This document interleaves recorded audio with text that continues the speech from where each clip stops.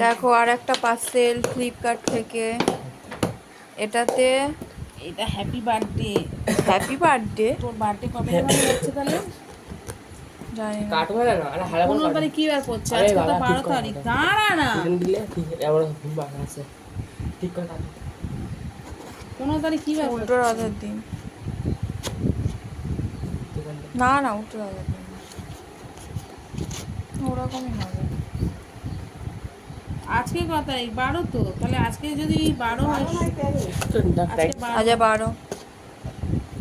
আজকে তাই যদি কাটো। 12 তারিখ হয়, এক মিনিট ভিডিও বানাবো।